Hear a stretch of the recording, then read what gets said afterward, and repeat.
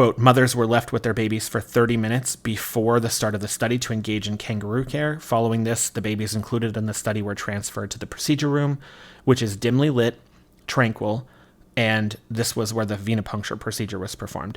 The mothers were also taken into the room with the baby. This was performed between 5 a.m. and 7 a.m. when the environment is at its most quiet. This is what I meant by this is an efficacy study. And it's an efficacy study because these are all very, very specific elements of controlled, regulated, or well-regulated environmental pieces that would not be this way in a real-life scenario. And because it's not a real-life scenario, we cannot extrapolate to the real world. We can only say that this study demonstrates efficacy, but then this would need to be replicated in an effectiveness study. Welcome to the Clinical Appraisal Podcast. My name is Ian Lane, and on this show, we discuss the science and theory of nursing. I'm a critical care nurse and PhD student in nursing science focused on measurement and methodology. Importantly, nothing I say constitutes nursing advice. This is education only. And if you want to get in touch with me, please email me at clinicalappraisal@gmail.com. If you want to donate to the show, links are in the description, and otherwise, like, comment, subscribe, and share the show if you enjoyed this episode.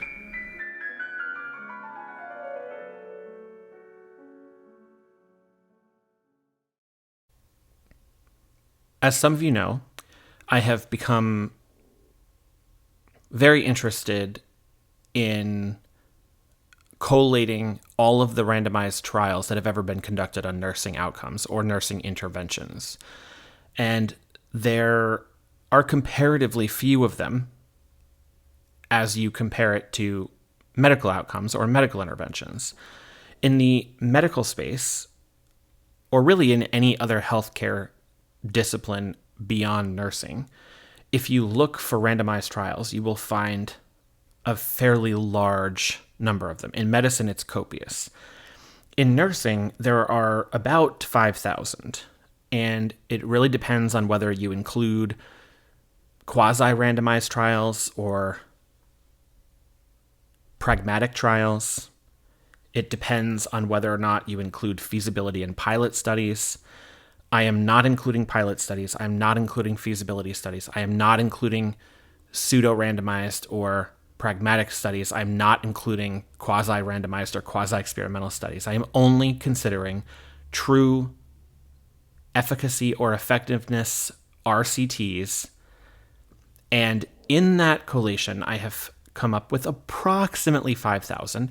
I'm still whittling some away, and the reason I'm whittling away is because many of them are not actually about nursing interventions or about nursing specific or nursing sensitive outcomes. That does not mean that I'm only interested in CLABSIs and CAUDIs and bed sores or pressure injuries, for example.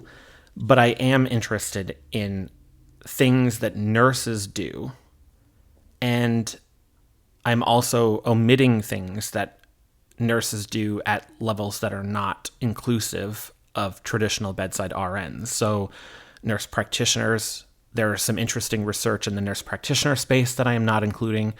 There's interesting research in the anesthesia space I'm not including for obvious reasons. But in terms of bedside nursing, the bedside nursing vantage point, I have found approximately 5,000, which are being whittled away as I go through some that are just irrelevant. But every once in a while, I find some that are interesting and relevant, and then I go through them on the podcast. So this is what my nursing research playlist on YouTube and my podcast will at least sample in terms of the nursing science that I've been reviewing for this particular scoping review. Now, this is an informal scoping review. I don't necessarily intend to publish this per se, but I find it fascinating nonetheless. And what I want to highlight here is today's paper, which is by two colleagues from Turkey, from the University Faculty of Health Sciences. I won't butcher their names, so I apologize, but please read their names on the screen and give them appropriate credit. This paper was published in 2023, so this year, in the Journal of Pediatric Research.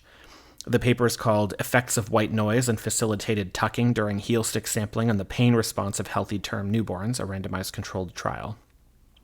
This paper is interesting for a number of reasons. One, our Turkish nursing colleagues have done a profound job at contributing to the RCT space in nursing science and focused on nursing-specific outcomes, which I very much appreciate. That's an interesting point unto itself, that in one of the wealthiest and most scientifically contributory countries in the entire world, the United States, the US, Canada, other places are just, they don't hold a candle to these smaller countries like Turkey, which are doing tremendous work in this space. We could be doing this work. This is a call to action for United States and North American nurse researchers to say, we need to be doing things like this, and we're not, because we are so focused on putting out qualitative studies because our PhD students are afraid of quantitative research. And so we have this profound influx of dissertation work that is qualitative in nature, that never does anything, that never goes anywhere, that's never followed up on, that never informs any other work, that's not used in a pragmatic way or leveraged in some way and then built upon. It sits there, I was going to say, in a dusty shelf or in a bin. That doesn't happen as much anymore. It essentially sits in this virtual closet and it's not used. Qualitative research is hypothesis generating. It needs to be used for the generation of new knowledge in another context and then verified, at least from my perspective, verified with quantitative research that somebody else can replicate and reproduce. There is no reproducing qualitative research. It's by virtue of the fact that it is impossible to replicate one person's feeling in a moment. And so if science is about prediction and replication, then qualitative research cannot fit that bill. That does not mean that it's not important or valuable or contributory, but it is contributory in a way that is very specific. And for our purposes, if we want to compete on the scientific scale that other disciplines in healthcare do, and if we want our research to inform an actual evidence-based practice in nursing, we need to be able to produce research like the Turkish nurses are producing, such as in this paper. So my rant aside, and I don't mean to be so loquacious, let's get into why this study was done. Clearly, managing pain in infants is an important thing, especially within newborns, because their experience of pain so early on in life can be catastrophic for them. And nurses are really the ones that are both trying to manage that pain while also trying to intervene and are the ones causing that pain with, in this case, heel sticks. Various types of injections are common in neonatal and pediatric nursing, and newborns are, as anybody else, averse to being stuck, except they don't have the psychological or behavioral skills to be able to cope with something like this. They also don't understand what's happening. All they do is feel raw discomfort and agitation and anxiety. And there are a number of things that researchers have learned over the decades about what can help calm or alleviate some of this in infants and newborns. Some of these things include white noise, which resembles the internal environment of the mother's womb, as well as facilitated tucking, which we'll talk about in a minute, which also, at least in some ways, simulates a baby's position in the womb. And the reason that this study was published, and the reason it was conducted, rather, was because there's some evidence for each of these practices at alleviating pain to some degree in newborns. But which of these, or their combination, is more important for the efficacy of pain reduction or ameliorating the pain response is not well known. It's not established. So these authors attempted to establish this. What I will say, as we go through this paper, this will be shorter than our normal hour and a half long paper reviews, because it's a pretty straightforward paper, although there are places where I want to nitpick a little bit, which we can get to. There are various places throughout this paper where the authors talk about the effectiveness of something, and then in the conclusion they talk about how they have demonstrated that something is more effective, which I'm being intentionally vague because I don't want to give away the results at the beginning of this video. But what I would like you to understand from the get-go is that the way that this research study was set up, it was set up in such a way, which it's fine, there's nothing inherently wrong with this, but it was set up in such a way that the conditions were essentially as perfect as they could be,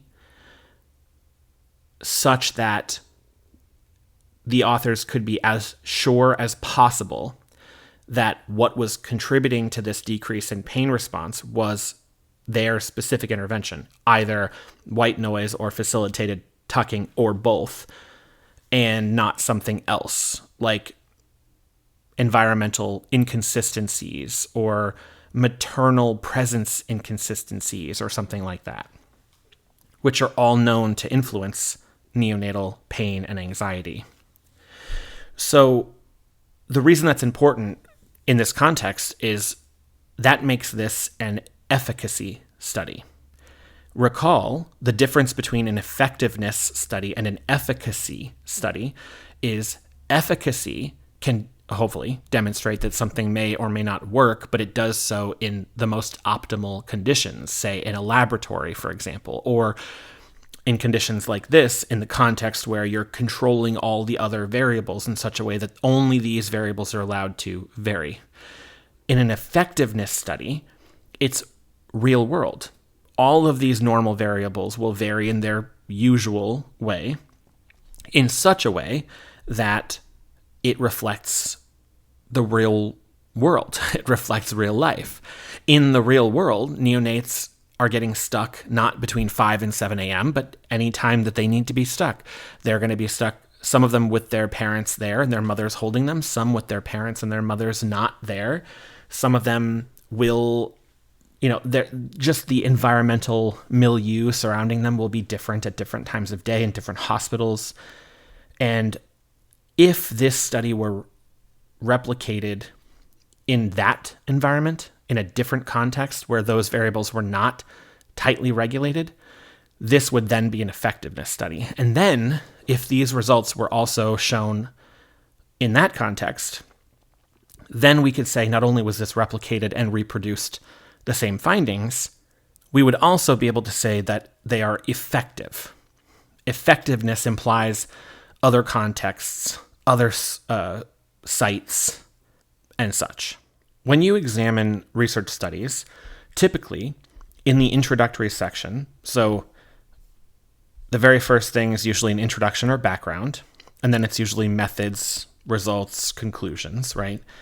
Or discussion, findings, etc. The introduction or background section gives you the context to provide you the information of why did this study need to be conducted? What was the point? Why is it important, right? Usually, in the introduction or background section, the very last sentence or the very last paragraph describes what the point of this specific article is. So let me read the very last paragraph. Quote, "There are no comparative studies in the literature that provide data as to which of the two methods, in this case facilitated tucking or white noise, is more effective or about the effect of the combined application of these two methods on pain in neonates. Hence, our study was performed to identify the effect of white noise, facilitated tucking, and their combined application during heel stick sampling on the level of pain in healthy term babies." End quote. I think that adequately sums up what we discussed already and gives you a really good sense of what they tried to do and why. And I think does accurately describe what they tried to do. It leaves little ambiguity. It is easy to understand. And this is incredibly important because the more obscure and vague and nebulous you become in the way you describe this, the harder it is for people to follow. And then also the easier it is for you to incidentally manipulate people throughout the rest of the paper, which they did not do because they were very clear up front and they remained clear throughout the paper. Importantly, both facilitated tucking and white noise are sort of simulacra of womb life for a neonate.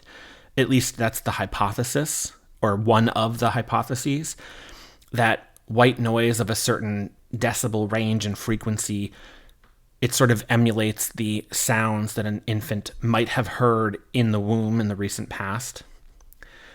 There are, of course, challenges with these hypotheses from a philosophy of science perspective and a philosophy of mind perspective, but we can kind of set those aside for now, because whether the hypothesis is or is not an accurate explanation sort of is irrelevant, since the prediction of these things has borne out in prior literature to some degree. Facilitated tucking is another example where you hold the baby's arms and legs in a flexed position close to the midline, and this allows the baby to move the extremities and allows them to move their hands to their mouth. It allows them to feel like they're in a position sort of simulating how they might have been in the womb. And essentially, these are our two intervention categories, white noise or facilitated tucking prior to heel stick, as well as the third category, which is the combination of the two. So let's discuss the materials and methods section. This first piece talks a little bit about the study design and the sampling, which we'll discuss briefly. The study design section states that this is a randomized clinical trial at a single medical center, and that this is described in Figure 1. We're going to jump down to Figure 1 briefly. Figure 1, if you're looking on the YouTube version, is here on the screen. It is just a consort diagram that shows, as we talked about in the last video on the research, on nursing research, this is really a diagrammatic picture of where all of the participants went to at each phase of the research. And if they were excluded, why were they excluded? So, for example, in this study, during the enrollment process, they assessed 105 people for eligibility and excluded 15, 13 of which did not meet their inclusion. 2 of them declined to participate. And then they randomized 90 people to 3 different groups. But this consort diagram is really just like I say, a visual depiction of where people fell throughout each phase of the research. Another thing I want to make clear at the outset is that although I thought the authors did a nice job with this paper, this study design was not registered or pre-registered somewhere. I don't know if this is common practice or not common practice in Turkey as it is elsewhere, like in the United States, for example, but typically with a randomized clinical trial, you register the clinical trial in advance. And the purpose of doing this is to reduce bias further by making certain that what you allege your research to be about and your outcomes to be centered on and what your goal is to do with your research ends up being what you actually do in the end, and that can be independently verified by reviewers and consumers of your research post hoc after this paper has been published. So what I am unable to do at this point is to go back and look to see whether this was published as a pre-registration somewhere, and if so, did what they say in this paper, does it map on or load on to what they said they would do, or what they claimed that they would look at in terms of outcomes and how their methodology would play out in the actual paper. In terms of their inclusion criteria were, quote, being a term baby, so they did not allow preterm babies to be involved in this study, which also makes it an efficacy study, not an effectiveness study. But you do have to have your sample criteria, right? So this is fine. Quote, being with the mother, being a healthy baby who was being fed orally, having been fed at least half an hour before the procedure, not having received analgesics or sedatives within the last 24 hours, not having any complications that would prevent pain evaluation, so intracranial hemorrhage, neuromotor growth retardation, or basically any neurocognitive deficit that would make it so that it might make you as this infant, for example, seem as if you are not in pain or you are in more pain, or kind of deviating you from the median in some significant way that makes it seem like you're on one end of the scale or the other, but really it's not due to pain, it's due to this other neurocognitive defect. Quote, not having undergone any painful procedures within the last hour, so that could include blood draws, aspirations, ophthalmic examinations, etc. Having no prior history of surgery, not being connected to mechanical ventilation, and being able to draw the baby's blood on the first try, since the pain level can change on the second try. End quote. Some of these criteria are interesting for me because this paper really was about pain responses. There was nothing in this paper that required blood to be drawn per se. I suspect that the reason that they included this is because this was conducted in the context of a real hospital where they had real nursing care to continue to do, and that they actually needed to do these heel sticks for real reasons.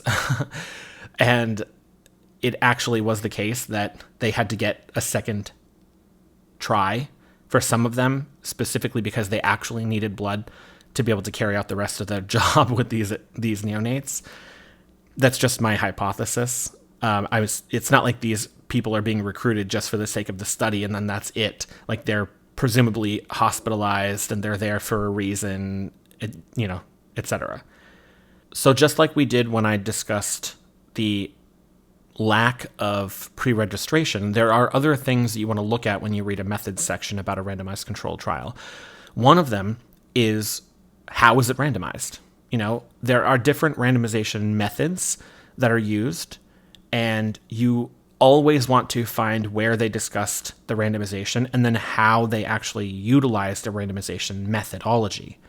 So in this case, they say, quote, babies who met the study criteria and whose mothers gave informed consent were stratified according to their gestational age, and then randomization was performed by casting lots. I read this a bunch of times. I don't actually know what casting lots are. I've looked it up a little bit. It seems like casting lots are more like picking names from a hat, like putting paper slips in a hat, picking them out, kind of. I've also seen it kind of referred to as like rolling dice, but I think the thing is, like, the way that you describe randomization always begins with, well, when you roll a 6-sided dice that's even and not biased in any direction. Actually, it usually starts with, when you flip an even coin that's not biased for one side, blah, blah. But ultimately, casting lots seems to be described by their next line, which says, 3 slips of paper of the same size, quality, and thickness were marked as white noise, facilitated tucking, and white noise plus facilitated tucking, and then folded and placed in a cloth bag. A health worker, other than the researcher, was asked to draw the slips, and an equal number of babies were assigned to each group using the blocking method. A couple things. They don't talk about their blocking method. So again, remember, blocked randomization is done to prevent the investigator's ability to predict where everybody is going to go based on I guess even isn't the correct way to say it, but on a predictable pattern of randomization. Because this pattern makes it more difficult for them to be able to predict it, it makes it less biased. However, pulling paper from a hat increases the risk of bias. And they say a health worker other than the researcher, but they don't say a health worker who is not involved in the research per se. And as you'll find out in a few moments, this study was conducted with 2 nurse assistants, who are 2 research nurses, one of them to rate the pain and the other to perform the heel sticks. And so, was it one of them?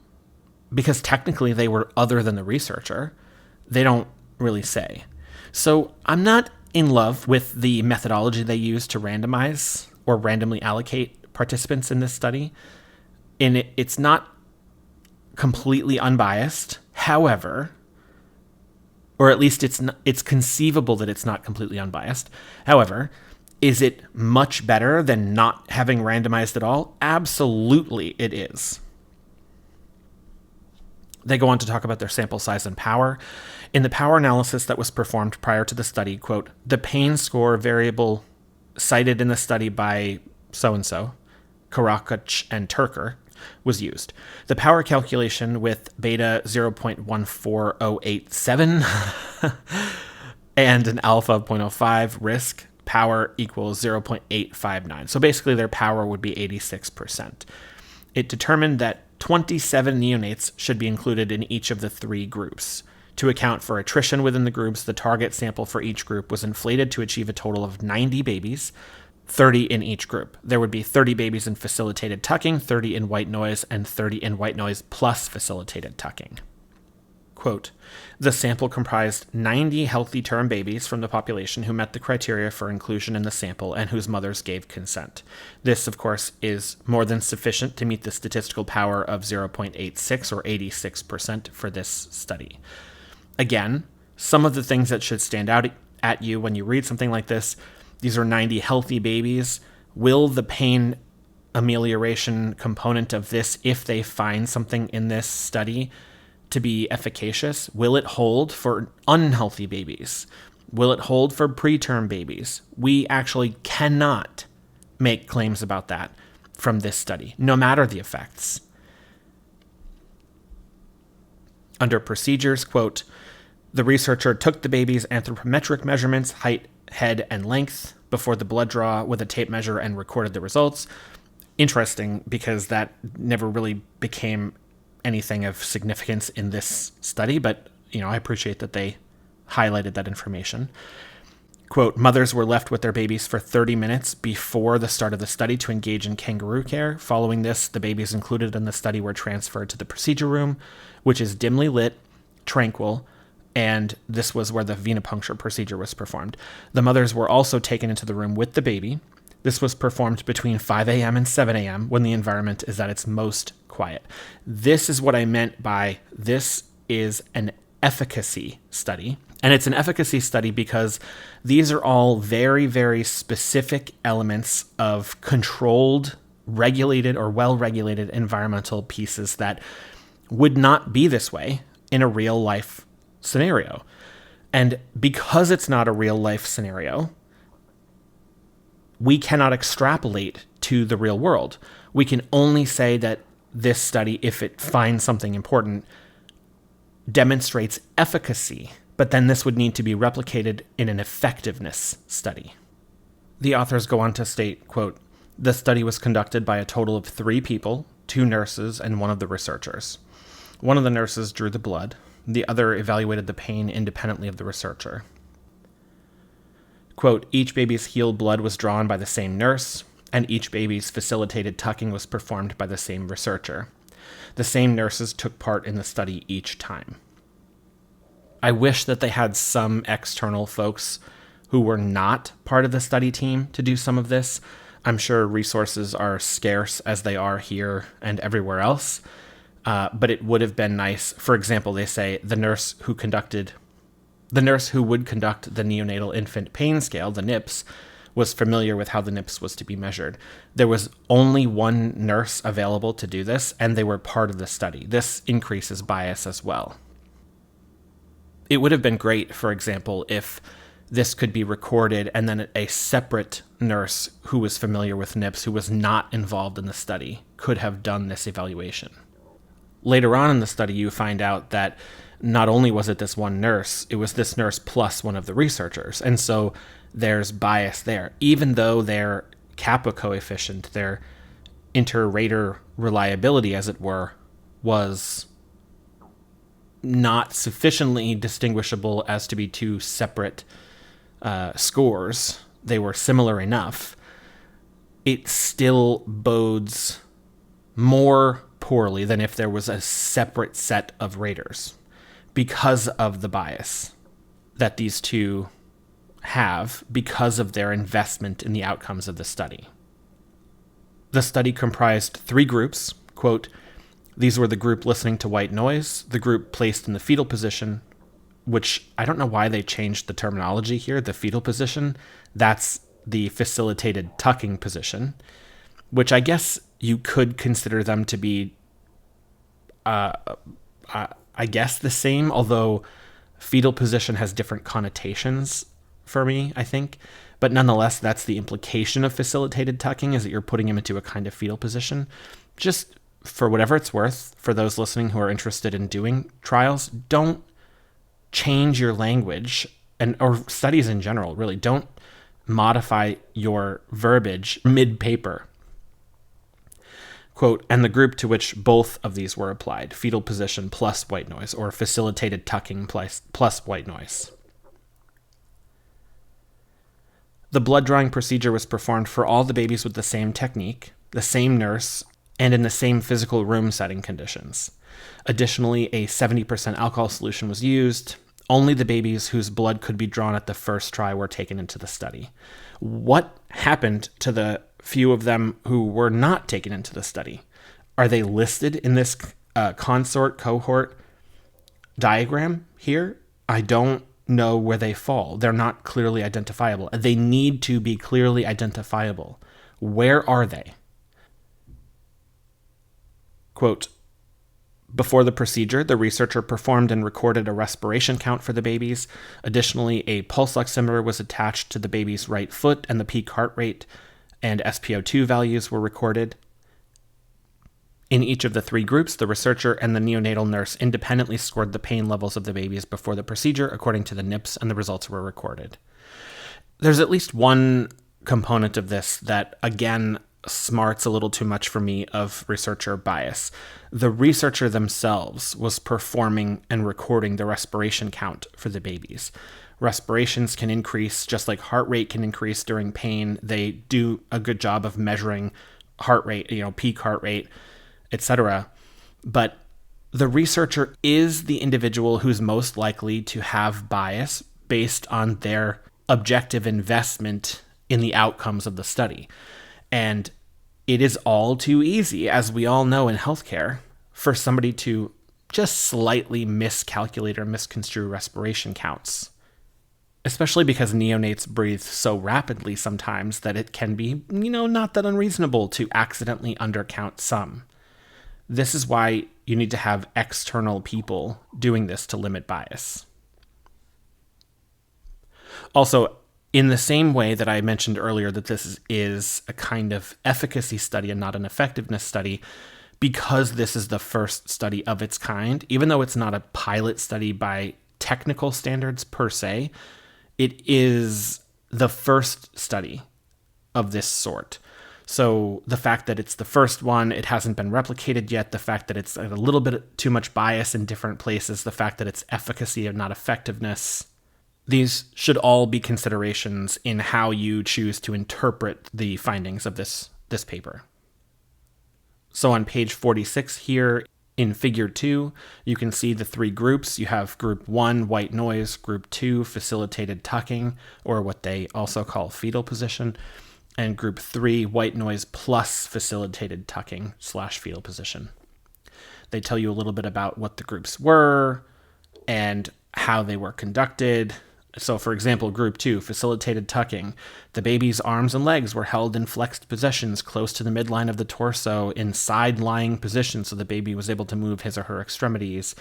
The baby was held in facilitated tucking position for 1 minute before the procedure was conducted.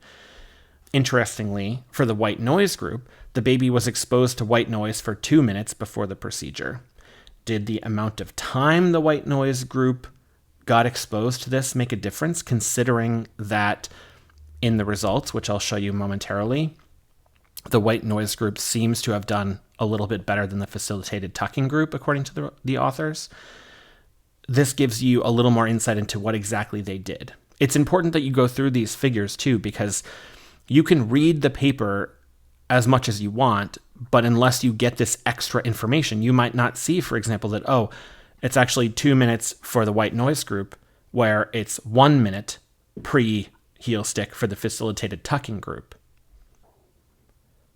We're still in the method section here. Quote, the pain scores of the babies before, during, and after the procedure were independently evaluated by the researcher and the nurse who was not performing the heel stick sampling. Cohen's kappa test was also used to test the consistency of the scores given to the same situation by the nurse and the researcher in the evaluation of the NIPS pain scores. The ratings of the two individuals are completely compatible. Kappa coefficient 0.953.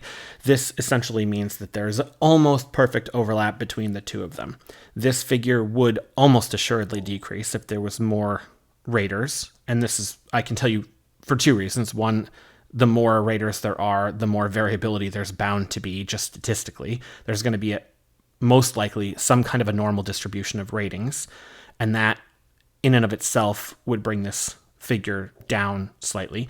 The other thing is that I think the kappa coefficient, or rather the Cronbach's alpha coefficient, which measures internal consistency of the NIPS, is like an average. Oh, it's actually up here on the screen. It's an average of 0.83 or 83%, at least during a vaccination procedure in 1999.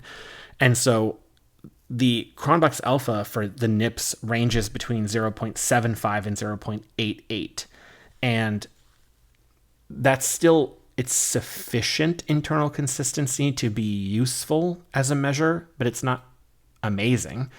And it just goes to show that the more people you have rating, the more this number is going to drop. And that's okay. And of course, kappa and Cronbach's alpha are not exact.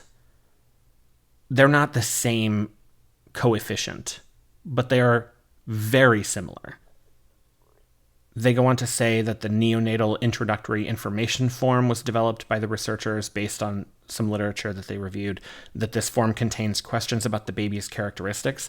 They don't actually state what the characteristics are, how they're going to be used, in what context, but I'm guessing this has to do with their demographics table, which we'll go over briefly in a moment. Nearing the end of the methods section, they state, quote, "The resulting score of the NIPS is directly proportional to the severity of pain. That is, as the score increases, the severity of pain increases." I only point this out as a pain scientist who studies measurement and methodology, because to state that this is directly proportional to the severity of pain is a very specific claim.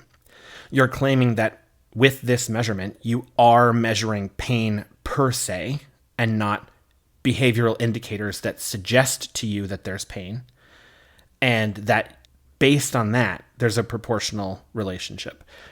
But that hypothesis it's an interesting one, because it claims that you have knowledge of pain per se, and not behavioral indicators of suggestions of pain. The NIPS will give you behavioral indicators of what we think is pain, but you're not measuring pain. It's not like you're doing quantitative sensory testing or something like that. And like, you're not doing QST testing with like neuroimaging to confirm, pain centers, and like, this is just not something that is being done. And the NIPS is a latent variable proxy measure for behavioral indicators of something that suggests that pain is increasing or decreasing, or that there's some pain level. But that level, we are assuming, correlates with pain based on prior validation studies. I say that because that's an important phrase. Like, the way that that's phrased is, I want people to understand, in terms of the way we measure pain through questionnaires like the NIPS, you are only getting latent factor scores for something we assume to be suggestive of or a proxy measure for pain. You're not directly measuring the severity of pain experienced. For the statistical analysis section, the comparisons of the three groups, I'll read starting from here. Comparisons of the three groups, the three methods of pain amelioration, were performed with the Kruskal-Wallis H test for non-normally distributed data. The Monte Carlo chi-square test was used for the analysis of the crosstabs created, and we'll come back to that, but a Monte Carlo simulation is used in the context of what you would have liked to have done for a Pearson chi-square, but don't have 5 or more observed or 5 or more observations for one of the cells, you end up having to simulate data as though you had those data. And SPSS, I think typically, if they're, let's see, are they using SPSS? They are. So SPSS usually simulates 10,000 times. It's not an unreasonable method. In fact, they had to use a method like this to be able to do what they wanted to do based on some of their cell counts. And I think for formula feeding for 2 of the cells, they just had one baby who were fully formula fed. We'll look at those in a second. But the fact is that they had to do a Monte Carlo simulation if they wanted to do a chi-square test. The issue is that I don't know how they did this exactly, and if they used several thousand or maybe 10,000 simulations, like what the implications of that are. Some of this also because it wasn't pre-registered. And this is another reason for pre-registration. It kind of harkens back to the point I was making. It's important for us to be able to look and see what did they plan to do a priori, and then how did they actually do it post hoc.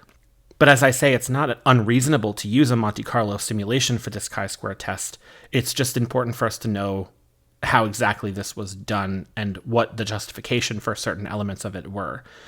And then, of course, because the Kruskal-Wallis test does not give you more than like median ranks, you end up having to do for pairwise comparisons, rather. You have to use the Mann-Whitney U test as though you're doing a non-normal ANOVA. And then from there, you can kind of do some of the other things to figure out effect sizes, like with eta squared. And the whole point I'm making here is that they're using appropriate tests for this, but the justification for some of this needs to be better fleshed out. And that's the other benefit for researchers, actually, of having something pre-registered, is if you have pre-registered your trial and you've explicated your justification for all of your statistical testing there, then in the paper you can actually say, this trial was registered at blah, blah, blah. You can see all our justification there. Statistical significance was set at p-value of less than 0.05. We knew that from the statistical power section. That's fine. We're moving on to the results, and for those of you who are watching on the YouTube channel, when I highlight something in blue for me just indicates it's a methodological piece. Purple I use for results for statistics. Yellow I just have for something that's like an important piece of information that you might want to consider. In any case, this blue piece here, for those who are watching, states, quote, all of the babies included in this study were term infants. Again, none of them were preterm, accompanied by their mother. Their overall condition was good, and they did not have any prior history of surgery. Babies who were admitted to the NICU for various reasons, including hyperthermia, respiratory distress, hyperbilirubinemia, they were excluded from the study, end quote. This is important, again, because they're only including term babies, no preterm babies. They're not including anybody sick enough to go to the NICU. They're not including unwell babies. But a lot of the babies who are heel stuck for various reasons are sick. So because these babies are essentially well babies, and because this is an efficacy study, we can say nothing about the effects of this practice or these practices based on these findings, or what I'm about to share with you. We cannot apply them to sick babies or preterm babies, which are often inherently sick. So let's move on to the findings. What did the study show? Quote, no significant differences between groups in terms of their baseline characteristics. The groups were similar. All of the p-values greater than 0.05. If we look at table 1, we have neonatal characteristics and the intergroup comparison of all 90 participants. And you can see the p-values are all greater than 0.05. And this was for gestational age between 38 and 40 weeks, mode of delivery, vaginal or cesarean, sex, and mode of nutrition, mother's milk plus formula, or formula alone. This is where the Monte Carlo chi-square simulation tests were performed, and that is this column here to the left of the p-value column. The one thing I have highlighted here is this p-value of 0.057 in mode of delivery between cesarean and vaginal, with, you can see, more cesarean deliveries than vaginal deliveries. But the reason I have it highlighted here is just to say that this p-value is non-significant, but I find this kind of funny because, and this has nothing to do with these researchers per se, I just find this interesting because in results sections with p-values this close to 0.05, in the discussion, people will say, oh, this p-value is, quote, trending towards significance. And the thing is, that's not how p-values work. A p-value is either significant or non-significant. It's not trending toward as though it's on a spectrum. And I mean, if you want to think of it as trending toward because of this asymptotic assumptions that are inbuilt to the idea that underlies the t distribution, that's fine. However, in that case, you actually cannot know if the p-value is trending toward or trending away from 0.05 or less. So the point I'm making, and the reason I bring it up, is because nobody ever says trending towards significance when they're looking at p-values in this context. Nobody says, oh, this one was non-significant, so these groups are close enough at baseline, but it's really trending toward being different. Going back to the results, quote, the pain score of the group that listened to white noise and had been placed in the facilitated tucking position during the application was significantly lower than in the other two groups, with a p-value of 0.001, technically less than 0.001. Moreover, the pain score of the white noise group was significantly lower than in the facilitated tucking group. We actually don't know. I have a note here that says, what about post hoc multiple comparisons testing? They actually did that with their Mann-Whitney U tests because you had to. How they did that, though, I actually can't tell based on the table that this is located in, but we'll get to that in a moment. What I want to know for this one is like, what is the magnitude of the effect or the effect size, and what's the p-value here when they say the pain score of the white noise group was significantly lower than in the facilitated tucking group, because that information is not present. And even above that, where it says that the white noise plus facilitated tucking was significantly lower than the other two groups, p-value of less than 0.001, there's no effect size there. Now, I can assume if the statistic they give me in that table is a chi-square statistic, I can essentially compute an eta squared as though it was an ANOVA, even if a non-normal ANOVA like a Mann-Whitney U, and have something like a coefficient of determination about 0.5 or half a standard deviation. Also, like 50% of the difference is due to the combined group, for example. That's fine. But I have to compute that. If you don't know how to compute that, you're not going to know offhand what the effect size is. The p-value and the effect size are not the same thing.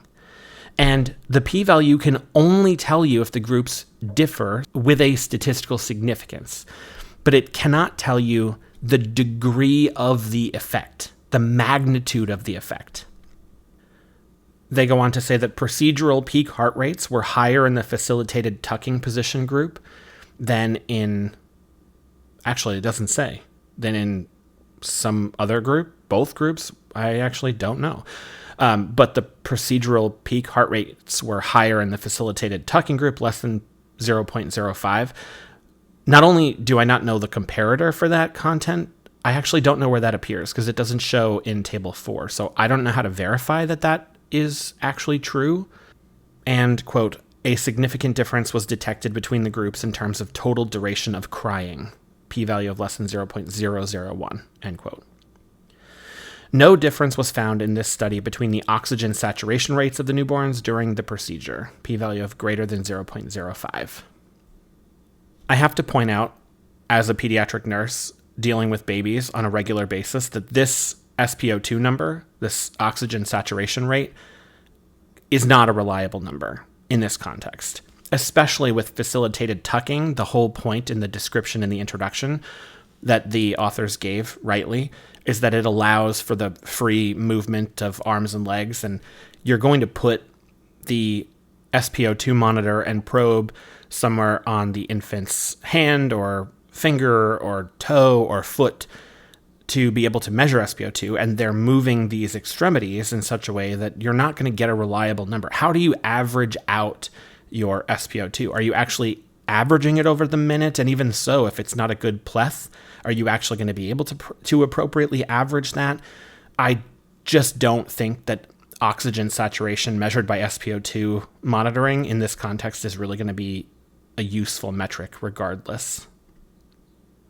Taking a quick peek at table 4 on page 50, you can see the variables here for the NIPS score, the heart rate, and the oxygen saturation, and then the total crying time per group for all 3 groups, and the number of participants in each group, which would be 30 per group.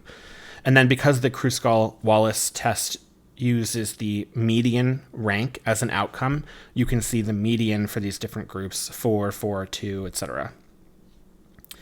As well, you have Kruskal-Wallis statistic. This is here in this, what would be this? 1, 2, 3, the 4th column on the right.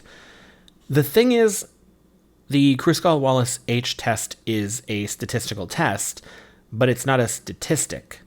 A statistic, like a sample statistic or a parameter, is, as one example, a Pearson correlation coefficient or a Pearson chi-square critical value or a t-test critical value or an F statistic, And so like this column, if this 53.168, for example, if that's the critical value, is that a chi-square?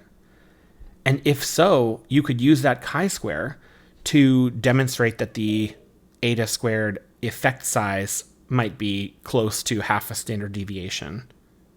On the next column over to the right, you can see the p-values, and these are some highly statistically significant p-values here for the NIPS score, for heart rate, and for total crying time.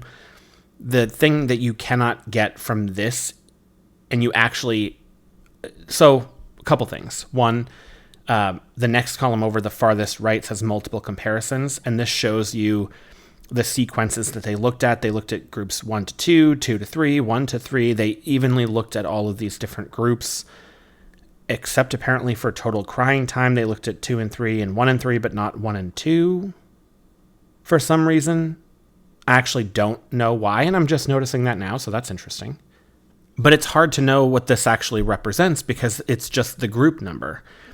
It's just, white noise plus facilitated tucking, or facilitated tucking plus the combination of the two, or white noise plus the combination of the two. Like, unless this is supposed to represent the statistically significant post hoc tests, I can't tell. And they don't do a sufficiently good job of explaining what this represents. It's just listed here for us to guess. And that's not okay. Because they do make some specific claims about, like, the white noise group versus the facilitated tucking group here. But the Kruskal-Wallis H test median scores are both 4. So I would need to know more than what this table gives me to be able to properly decipher this information. For example, they say, quote, another result of our study, this is in the discussion section, was that the pain score of the white noise group during the heel stick sampling was significantly lower than in the facilitated tucking group. That would be in table 4. But if we look at table 4, which is this one, and we look at the pain score and we look at white noise versus facilitated tucking, they both have the same median Kruskal-Wallis score, or really the same NIPS median score, rank ordered for Kruskal-Wallis. And then they have these multiple comparison tests, but we don't know which one's significant with what effect size, and we just know that the overall p-value is less than 0.001. That's not that helpful for me, and I can't verify that this statement is correct about white noise versus facilitated tucking. The other important piece about that is because the white noise group got 2 minutes of white noise prior to the intervention and the facilitated tucking group got 1 minute, they had double the amount of time prior to the noxious intervention that is under study, the idea that that doesn't have some kind of an effect is sort of up for grabs, and that it makes you wonder why everything else was so tightly controlled except for that, and if that isn't merely bias, why they didn't justify the 2 minutes. Another interesting result discussed in the discussion section, quote, "In our study, a significant difference was detected between the groups in terms of the total duration of crying, p-value less than 0.001, table 4. The group with the shortest duration of crying was the group that was exposed to white noise and facilitated tucking." And if we look at table 4, we can see the p-value is statistically significant, less than 0.001, but we're not getting the independent post-hoc tests statistical significance value. We're getting the overall test for the Kruskal-Wallis H test. But if we were to look at these values, the raw scores, look at the ranges for total time crying for white noise and facilitated tucking. For white noise, you have 71.75, guessing that's, seconds? 71.75 seconds to 90 seconds. And then facilitated tucking is 73.75 to 85.5 seconds, whereas the white noise and facilitated tucking combination group was 56 on average, 50 seconds to 62.5 seconds, which the upper bound for this value is lower than both of the other groups. And so I would imagine that it is that group that is the most statistically different from the other groups. And so now we come to the conclusion. Beginning with the limitations, they say a limitation of our study is that it included only term babies and the procedure of healed blood collected. I don't know what they mean by "and the procedure of healed blood collected." Like, what about the way the healed blood was collected was a limitation? Why would it be a limitation? Wouldn't it be the same method of healed blood collection that we all use for heal sticks for most patients? But I totally agree with them. The biggest limitation is that this included only term healthy babies and not preterm or sick babies. They also go on to say that a key limitation of the present study was the lack of blinding, which, fair enough. And they say for their conclusion, quote, "The concerted use of white noise and facilitated tucking in combination during heel stick sampling is more effective than the use of either one of these methods alone." And then go on to say, quote, "The use of white noise to reduce the pain of the neonate during heel stick sampling is more effective than facilitated tucking." The problem that I have with this conclusion, the way it's written, is that it talks about effectiveness. Again, we're going to harken back to the way that I described this in the very beginning of the podcast episode. This is not about effectiveness. This study is about efficacy. This is an efficacy study. It is in idealized conditions, in the perfect context, or the as perfect as possible context for this type of intervention. You have the almost flawless, healthy infants that you're dealing with here. We're not talking about a real life scenario. This is not an effectiveness study, which means you cannot say anything about effectiveness per se. So what do I think about this study? I mean, number one, this study is, I think, important. It's an important contribution to the pain management space in nursing, and pediatric and neonatal nurses need to know this information. If it is efficacious, it needs to be demonstrated in effectiveness studies. I think our Turkish colleagues have done a nice job setting up and analyzing a fairly straightforward study. I would have liked to have seen pre-registration and more justification of certain elements of the statistical analysis plan. But because their statistical analysis plan has at least face validity for me, I think that this is sufficient. The issue for me is the fact that this is an efficacy rather than an effectiveness study and cannot be said to apply to any sick infants. We cannot extrapolate this, and it has no external validity for anybody ill, which means that for those of us who use heel sticks in the hospital as nurses on sick patients, we can't actually say anything about how this will impact our babies. Now, is it worth at least trying based on this study's contribution in combination with the totality of the evidence in this space for the sake of we don't have many other options in the way of non-pharmacological care in this sense, sure. But in the stringentest scientific sense, the external validity of this project is severely lacking. I would also rather have seen a little bit less bias.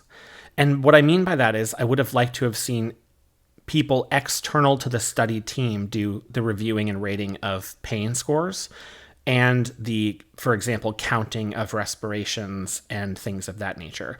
I would have liked the researchers, who were essentially the analysts as well, to be disconnected from the actual patients as opposed to being on the ground with the patients. I think this would have made their findings a lot more reliable in the sense that they would have been less prone to investigator bias. But I also recognize that the resources available to these individuals may not be as high as they are in some other areas or some other disciplines. Overall, I think this is an interesting and important contribution to the nursing literature and will act as a nice jumping off place for an effectiveness study later. And I commend the authors for doing this work and for contributing to this important space in nursing science.